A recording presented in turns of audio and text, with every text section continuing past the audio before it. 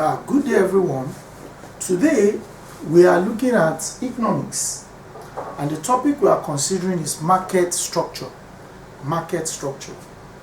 Now, when you are talking about market structure, markets, of course, market is not a place as many of us used to think. Market is not a place. Market is a situation where there is an interaction between a buyer and a seller, and so somebody is buying and selling. And why we say market is not a place is because, market can take place anywhere. You can be in your house and sell something to somebody, and then the person will pay you. And so you don't necessarily need to go to a place before you can say you have engaged in what is called market. So market is a situation where there is an interaction between the buyer and the seller. A situation where there is an interaction between the buyer and the seller. Okay, so that's what market is. And of course, we are now looking at market structure.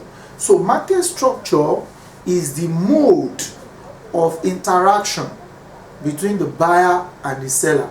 The mode of interaction between the buyer and the seller. So we said, okay, that anytime you talk about market is a situation where there is interaction between the buyer and the seller. It's a situation where there is interaction between the buyer and the seller. That's what market is. Like I said, it's not a place. And we now said that market structure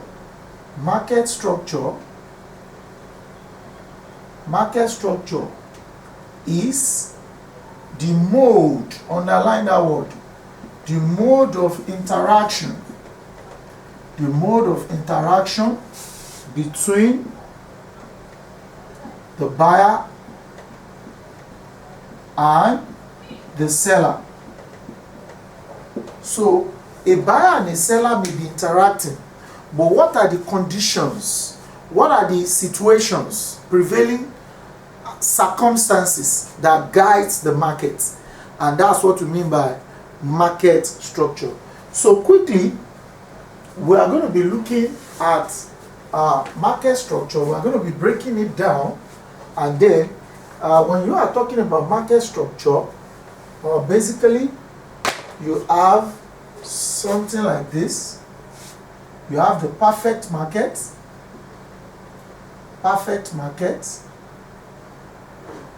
and then you have the imperfect market. Now, the imperfect market, you have monopoly, you have duopoly, you have oligopoly, and you have monopolistic competition.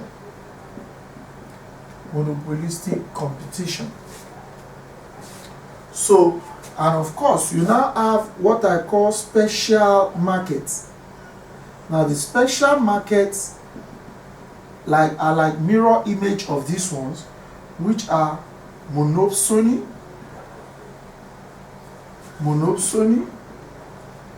duopsony,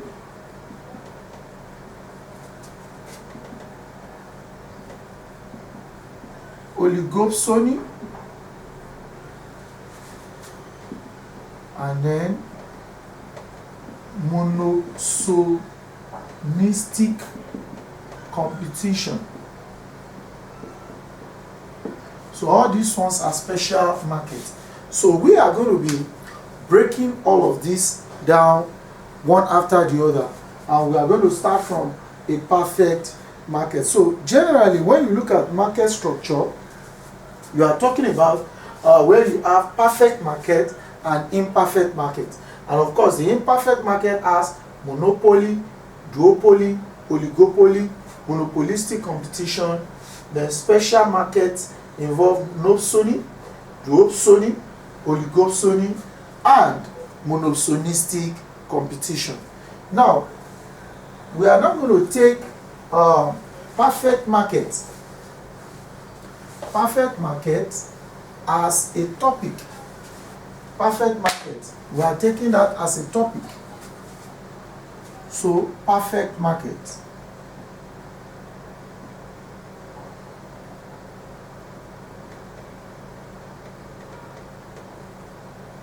Now, what's a perfect market? Of course, a perfect market is a market where there are many sellers and many buyers selling homogeneous products, and there is free entry and exit. Now, in the definition of perfect market, now the keywords are a market where you have many buyers and sellers, and two, they sell homogeneous products.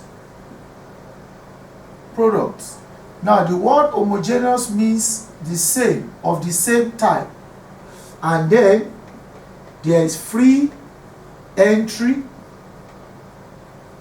and exit. Now, when you say free entry and exit, what that means is that any type of business that you have a lot of people doing it, and then you can start the business at any time, that's what we call free entry. You can enter the market and start the business. And then when you say free exit, it means you can stop doing the business at any time. That's the meaning. So not as if you enter a house or you exit a house. It's like I start a business, any type of business I can start at any time when I like, because so many people are doing it, and I can stop doing the business at any time. That's what we mean by free entry and exit. Now, so to define perfect market, you must mention all of this. Okay, the next thing I'm going to be talking about is characteristics of perfect market. Characteristics of perfect market.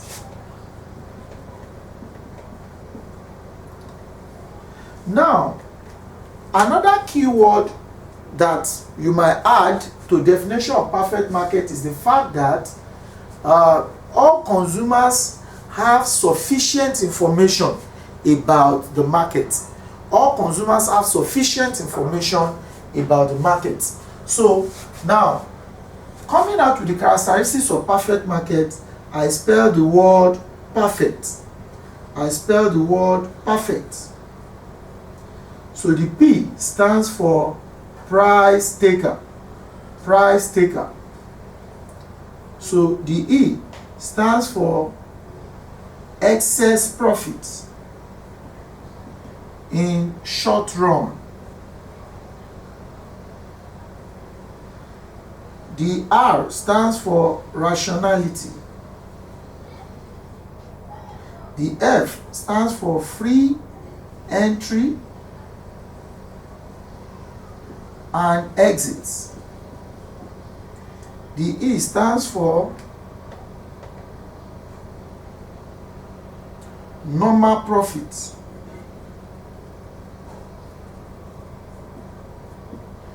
So, like, I don't want to use economic, normal profit in long run. Then C stands for competition, and T stands for there are many sellers and buyers. So now, when you say price taker, let's explain that. Now, what this is saying is, anytime you hear the word market, what should be coming to your mind is business, so that you can have the understanding. Now, when you say price taker, the first one, it means that whoever is going to start the business will have to start selling at the price that the market is selling. That's the meaning of price taker. That is, you can't sell at your own price. You have to sell at the prevailing price in the market. Why? Because there are many sellers in that market. And so, if you come up with a higher price in the market, people are not going to buy. Or if you come with a lesser price that is very low, people might be thinking it's inferior. So most of the time, if you want to start any type of business, that if you want to start it, you have to sell at the price that other people are selling. Then it's a perfect market. And that's what we mean by price taker. Price taker means that the seller must accept the price that is in the market and he must sell at that price. You can't sell at any other price because people may not buy it. Let's take, for example, somebody that is selling pure water. Now, maybe pure water, sachet water is 10 naira. And then that is the price everywhere. And everybody knows that. And that was why I said customer have sufficient information about the market. Now, if I go to where I want to buy pure water and they tell me pure water is 25 naira, I will be asking why? Because it's 10 naira everywhere. And so by mentioning 25 naira, I'm not going to buy. So you as the seller must sell at the price that other people are selling. You must accept, you must take that price that others are selling. Okay? I haven't explained price taker. The next thing to explain is excess profit in the short run. Now, in a perfect market, there's always excess profit in the short run. What does that mean? In economics, when you say short run, it means that that business is running for a short period of time, maybe just a year or 6 months. But when you say long run, that means that business is, being done for maybe 5 years and above. So in economics, imagine that in a market, you have, look at this, let's say this is a market, and you have only one seller that is selling food. And in that vicinity, there are 5 people who will go and buy food from that one person.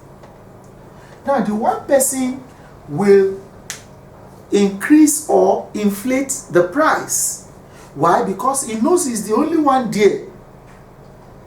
And so, what is supposed to sell for 200, he might be selling it for 500. Because he knows that the buyers do not have any choice. So, at a time when the seller is the only one that is selling in a market, where that market is expected to be perfect, he will be making excess profit. But the moment other sellers join, some of these people can change their mind and they will go to the other sellers. Even if what they are selling is not as good as the first person, but some will still go all the same. So, and before you know it now, all the profit that's supposed to come to him, everything will have come to normal. He won't be having excess profit again. And that's why you have normal profit in the long run. Why? In the long run, a lot of people will have been doing the business he's doing, and then he will no longer be making excess profit. I remember vividly one of the first set of people that started pure water company in Nigeria. The name of the pure water is Larry Pure Water. And then it was one of the foremost people that went into the business in Nigeria. And he made a lot of money. He built houses. He traveled out of the country. He did so many things. Because then, that idea was fresh. But after so many years, a lot of people are now into the business of sachet water. And then the price is a flat rate. So nobody will produce any pure water anywhere now and tell you that it is special. It is the same everywhere. And so in this over the time now, anybody that gets into that business is not going to be making abnormal profit. It will only make a normal profit. And that is what I'm trying to explain. And that's what the second one is saying.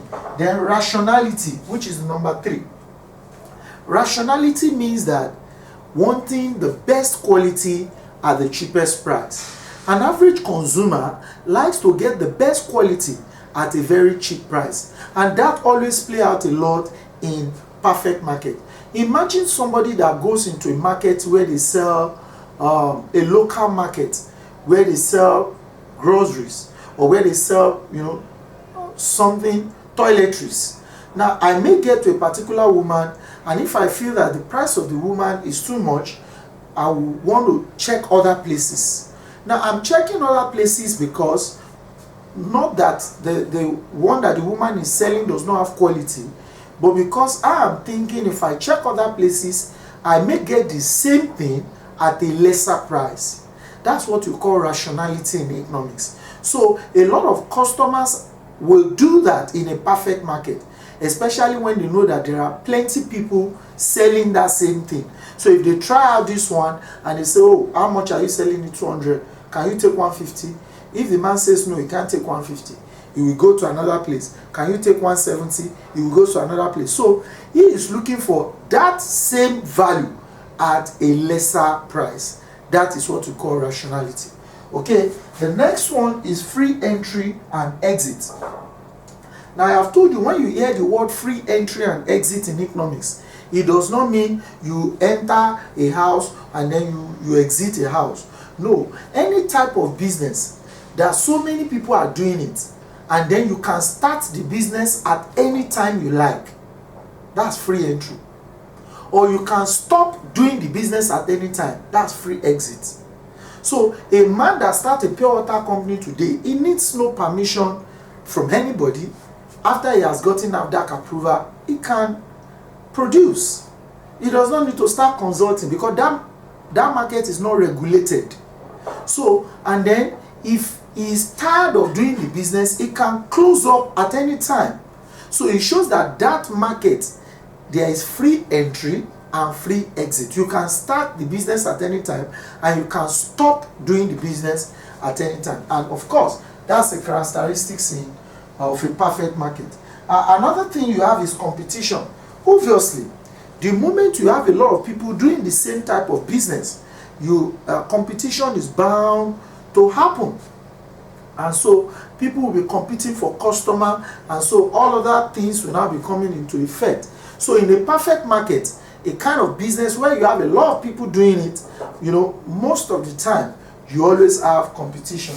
And last but not the least, in a perfect market there are many sellers and many buyers. Think of any business that you have so many people that are buying it and so many people are selling it. That is exactly what we call perfect market. Okay, so that is that about perfect market. And before we close it on perfect market, I need to explain the curve of a perfect market. Now, why do you use the word perfect market? We use the word perfect market because the demand curve of a perfect market is perfectly elastic, and that's where the word perfect came from. Is perfectly elastic. Look at this. In our elasticity of demand, in that class, I explained what we mean by perfectly elastic. I said a perfectly elastic product or demand is that type of demand that what determines what you are buying is not the price of the product, but other factors. So it means that price is constant. This column is standing for price, and this place for quantity. So because the demand curve of a perfect market is perfectly elastic, so that's why you have it straight. It's a perfect market. And then if you look at this now, so here you can say this is our price, it's also our demand, it's also our average revenue. So now, why is it price? Why is it demand? Why is it average revenue? Let's explain it in a layman's language. See Mr. A, he wants to sell phone, and the phone is sold for 10 naira. This is the seller. And the buyer will have to take the phone and then buy it for 10 naira. They will exchange the phone. And so the price at which the seller is selling it is 10 naira. And of course, the demand is also 10 naira. That is the value of the demand. And then because it's just one phone that is buying, you know, by the time he pays this man will collect 10 naira. That 10 naira he has collected, you call it average revenue. That's the revenue, the money he got from selling one phone. So price is the same thing as demand, is the same thing as average revenue. Now, having said that, the next thing we are going to look at is to say, now, if I have something like this, so here is representing the excess profit is making. The profit, you can see that is wide. It's representing excess profit. Now, if I have A, B, C, D, E, and F here. So my point ACDB is total cost. Total cost. My point AEFB is total revenue. AEFB, total revenue. But my CEFD, you see that? CEFD is total profit. Total profit. So you see that? Now, and then you have this curve like this. That's your average cost. And then you have another one coming from down like this. You call that marginal cost. So now, at the point where the marginal cost is equal to price, this point is at the equilibrium. It's at the point where the consumer is maximizing, where the seller rather is maximizing profit. And that's why we always say that profit is maximized when MC is equal to MR, profit maximization. Profit maximization. The point where MC equals to what? MR. So with this, we have come to the end of perfect market. However, I need to quickly say this, that in a perfect market, you can also have the long run.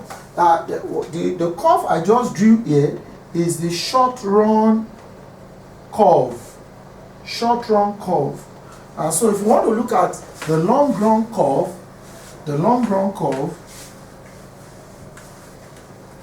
now the long run curve now is a situation where you have this price equals demand equals AR, and then you have a point here, and then you have your average cost like this, and then you have your marginal cost like this. Now you can see that here I don't have a thick line, it's just a straight line that I have. So it shows that he's making more profit here, but after some other people start selling the product, this place will be closing up. It will be closing up. It will be closing up. Why? The profit you are making will be getting reduced as so many sellers are coming into the market. And then before you know it, you will just have this straight line. And then, so you say this is a long run curve. Now, so in this long run curve, what are the things expected of the seller? Now, we said in this long run curve, when the price is greater than average variable cost, the seller is making profit, so it should continue.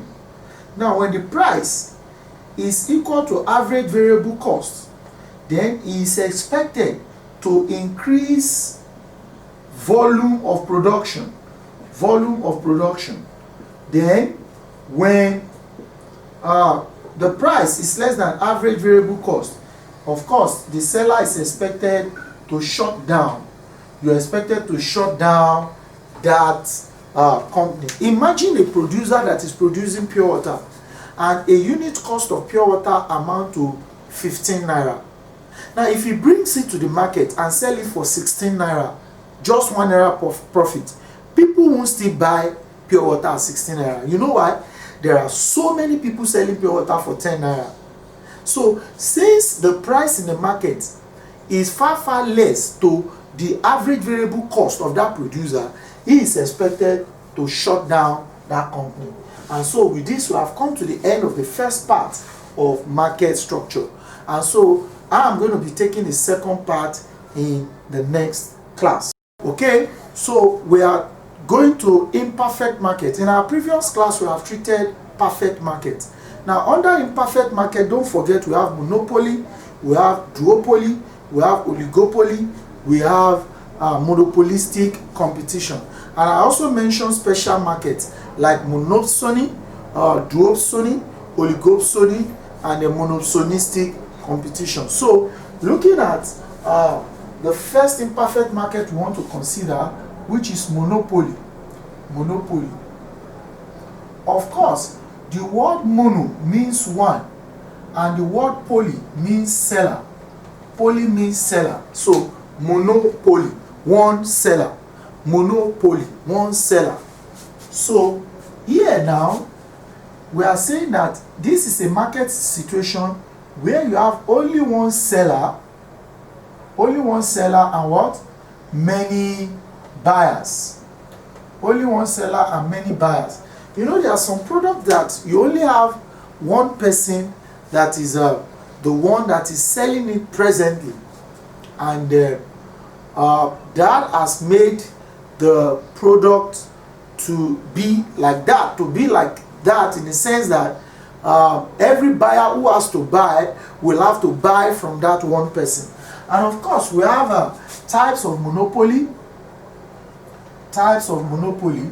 Now the types of monopoly that we have are 3 in number. Number 1 is pure monopoly. Number 2 is bilateral monopoly.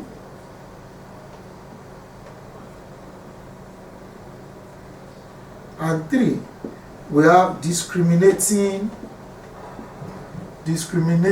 monopoly.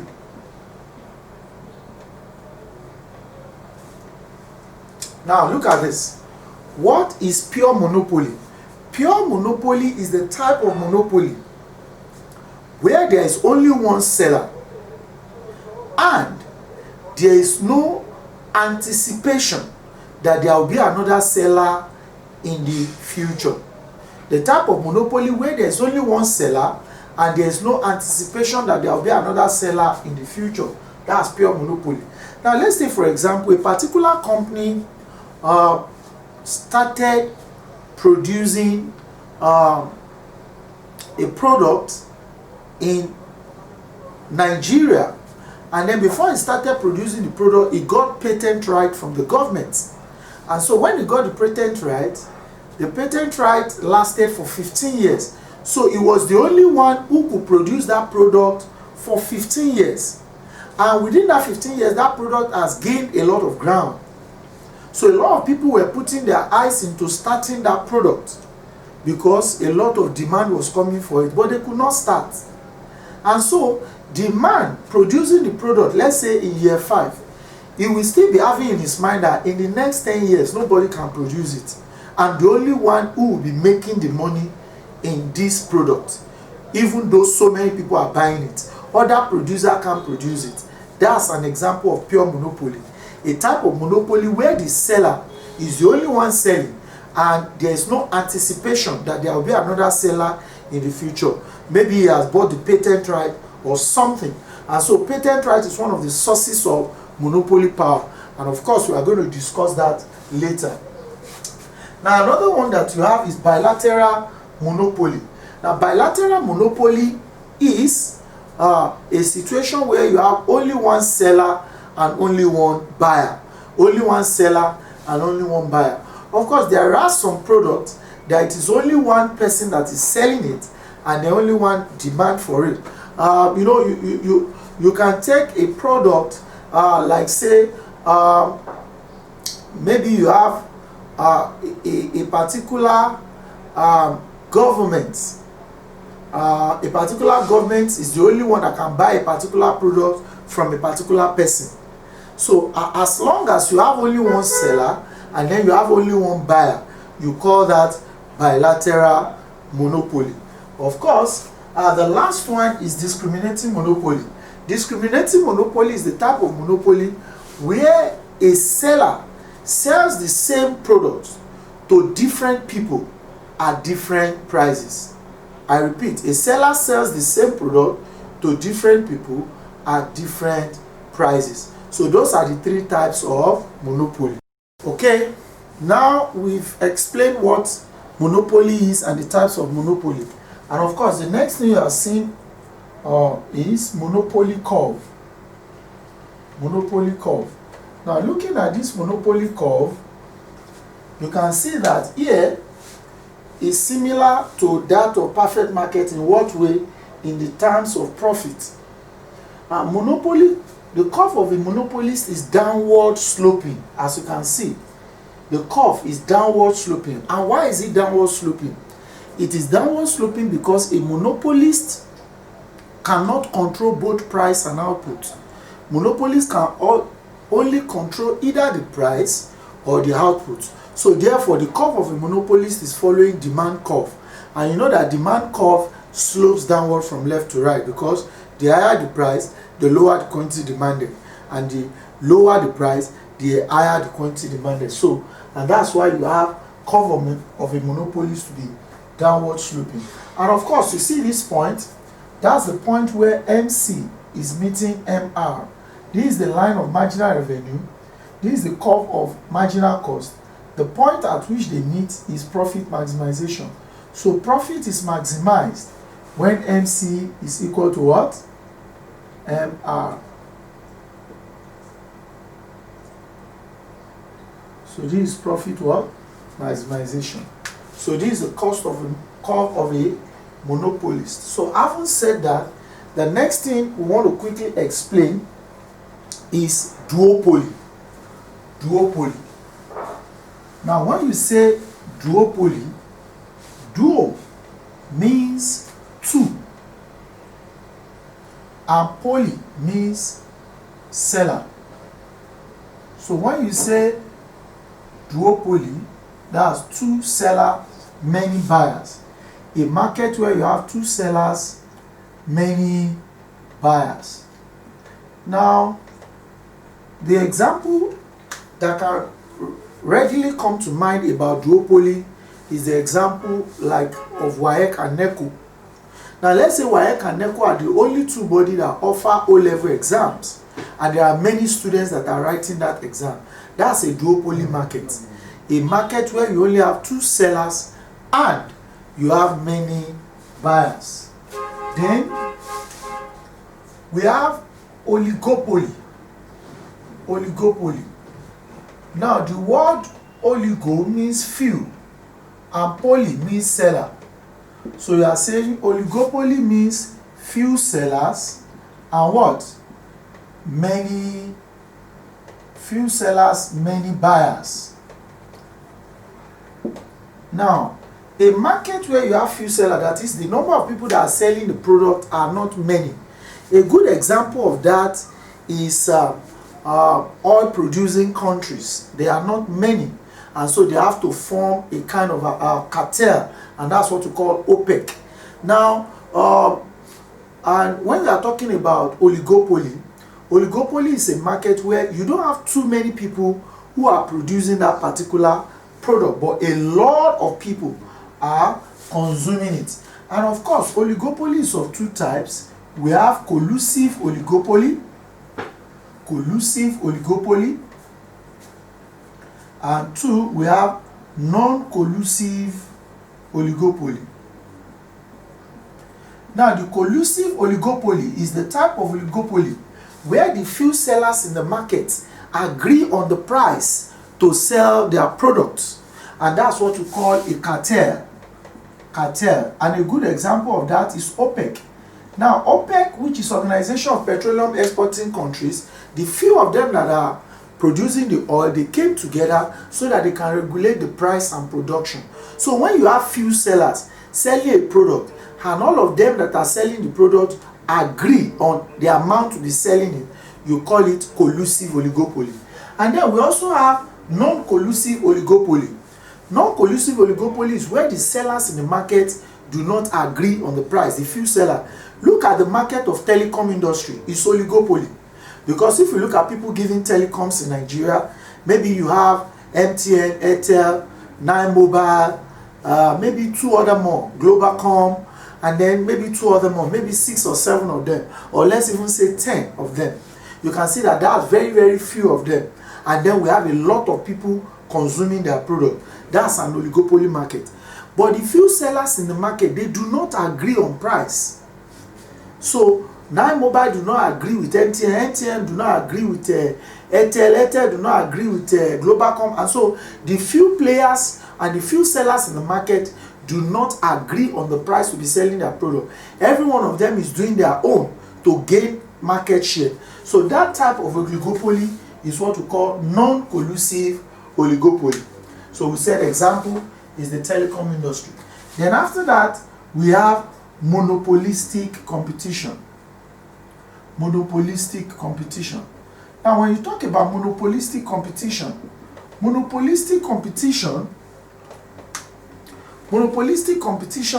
is talking about a situation where you have many sellers and many buyers, but the many sellers are selling differentiated products.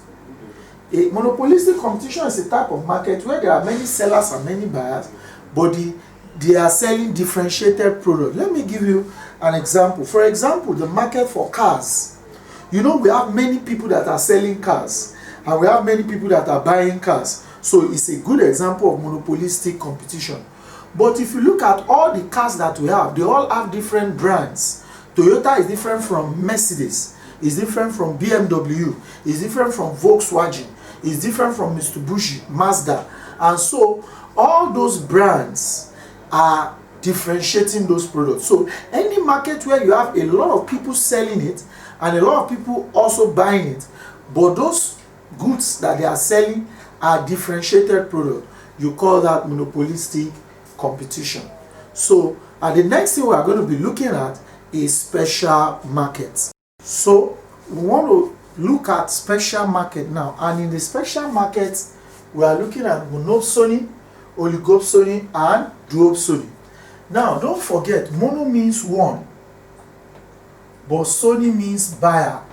You know, poly means seller in the other one, but here sony means buyer, one buyer. So monopsony is a market where you have one buyer, many sellers.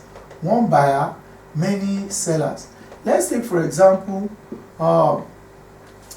we can say petroleum products, that it is the government who buys it directly from different oil marketers that sell it to them.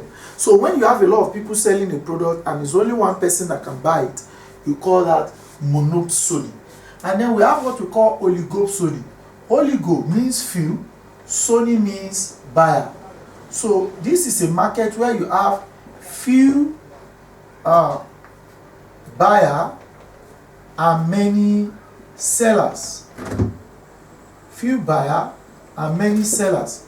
Now we also have some product that it's only few people that are demanding for them, and then you have a lot of people that are buying it, that are selling it. Let's say for example, look at the telecom industry. There are some of their gadgets that they are using that you have a lot of people that are selling that thing, but it's only few of them that can patronize those people. So because it has to do with IT. So a situation where you have a lot of people that are selling a product and there's only few people that can buy it, you call that oligopoly. And lastly, duopoly. Duo means two. Duopsony rather. Sony means buyer. So a market where you have excuse me, two buyers and many sellers.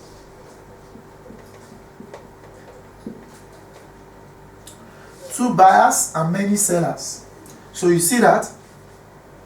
Now let's look at a company that a situation where it's only two people that can buy that product and every other person can sell the product. So you call that duopoly. So with this, I've come to the end of the class.